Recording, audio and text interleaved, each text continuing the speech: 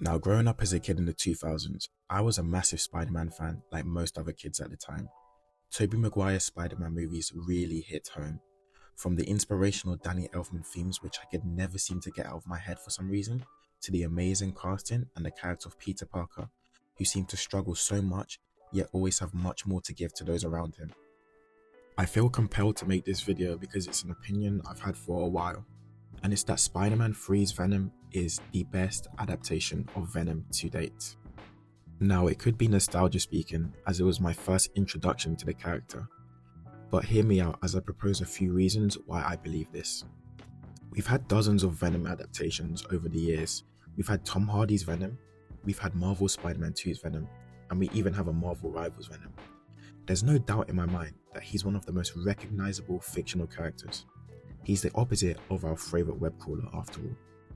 But the opposite discussion is also why I think other adaptations fail to do what Spider-Man 3 did, and that's make Venom feel, literally speaking, like an opposite, like an evil Spider-Man.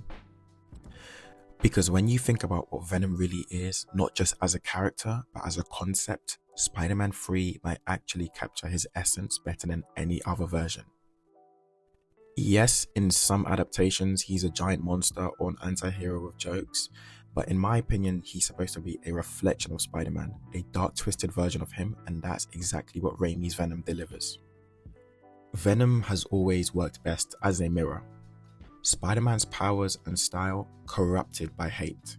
He's literally born from Spider-Man's suit, his essence, his rejection. That's what makes Spider-Man 3's Venom so thematically powerful. He's not some hulking brute that looks like he belongs in a Hulk movie. He's lean, he's agile, and he's recognizably Spider-Man shaped. When you see him swinging through the city, you can tell it's Peter's abilities, just twisted and much more darker. For me, that's crucial because Venom's whole identity depends on his connection to Spider-Man. He's not supposed to feel like an external threat. He's supposed to feel like an internal one, a nightmare version of what Peter could become if he lost control of his anger and ego. When you see Raimi's Venom, it looks like Spider-Man's shadow has come to life, and that's exactly how it should feel. I know in the Spider-Man fanbase there can be a lot of disagreements on Venom's size. A lot of fans want him to be massive, towering over Spider-Man like a monster. But here's the thing. In my opinion, that version of Venom might look cool, but for me it completely breaks the tone of Spider-Man's world. And what do I mean by this? Spider-Man's stories are about agility, speed, and emotions. You guys have seen how quickly he can move, not brute strength, and we do know Spider-Man is strong. So when Venom is closer to Spider-Man's size, the fights feel more personal and more spider-like. Go back and watch Spider-Man 3's final fight. They're not slugging it out like Hulk and Abomination. Because Venom moves like Spider-Man, their fights have rhythm. You can see the agility, the precision of the web shots, and the anger in every move.